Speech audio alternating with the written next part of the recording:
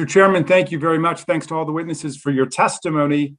Our colleague, Representative Fishback, started by saying that she didn't know anyone who wants to stop people from voting, but even Mr. Popper referred to the history of Jim Crow and the vicious disenfranchisement that took place then. And of course, we all know about the history of grandfather tests and poll taxes and literacy tests and character tests and so on. Professor Stephanopoulos, let me start with you. Do you agree with Ms. Fishbach's suggestion that the determination to keep people from voting ended at some point, say between the 1960s and 70s and today, or does that history continue right up till today?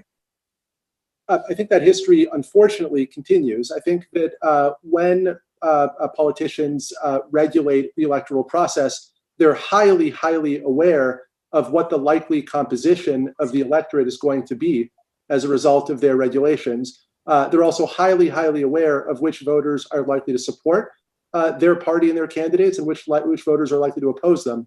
Well, let me ask you about that if I could. If there is a determination to keep, say, African Americans from voting or Latino voters from voting, not out of racial animosity, but because of a prediction, a fair prediction that they will disproportionately support the other party, is that itself race discrimination within the meaning of the Voting Rights Act? Well, whether or not it's a discriminatory racial intent, it absolutely is a disparate racial impact if the effect of that regulation is to deny the vote to a larger proportion of African American or Latino or Asian American citizens. I think it's complicated when the true motivation is partisan, whether one can also label that as invidious racial intent. Mr. Rosenberg, let me come to you. The striking thing to me today is that voter fraud is the slogan of people trying to commit voter fraud.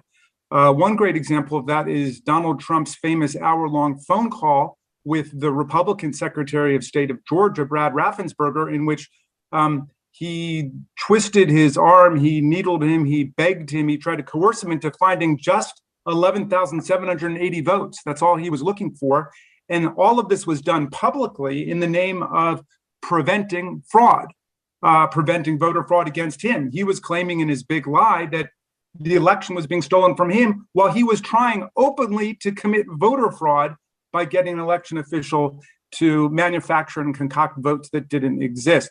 So what is the public supposed to do when people who are trying to commit voter fraud are invoking voter fraud as the reason for their disenfranchisement and voter suppression schemes? Now, invoking fraud prevention has been used historically to justify discriminatory practices for well over a century.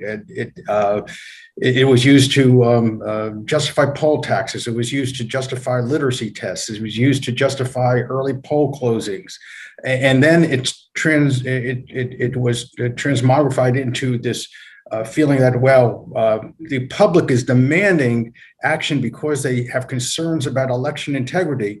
But what happened is that the people who are purveying this myth of voter fraud are fabricating the justification. They're fabricating the results of the surveys because they're the ones who are out there telling the people that there's fraud when there's not fraud. And then they survey the people and the people say, oh, we have concerns because there's voter fraud. And then they use those basically false survey results to justify the voter suppressive legislation. Thank you. Professor Stephanopoulos, let me come back to you. You pointed out that the Brnovich decision is not a constitutional decision. It's a question of statutory interpretation. You're saying that Congress could override the invention of these 5 guideposts or signposts that were pulled out of a hat by Justice Alito, which we definitely could. Has the Congress had success before in reversing reactionary decisions by the Supreme Court giving pinched or erroneous interpretations of civil rights statutes by rewriting those statutes, or does the court keep on moving the football at every point? Yes, Congress absolutely has had luck doing that, not just with respect to the Voting Rights Act, but also with respect to the Civil Rights Act. So Section 2's Amendment 1982 is a great example of Congress stepping in to reverse a mistaken court decision. And so is Congress's amendment of the Civil Rights Act of Title VII to reverse a Supreme Court decision that overly narrowed the disparate impact theory under Title VII of the Civil Rights Act. I appreciate that. My time is up, Mr. Chairman. I yield back to you. Thank you, Mr. Raskin.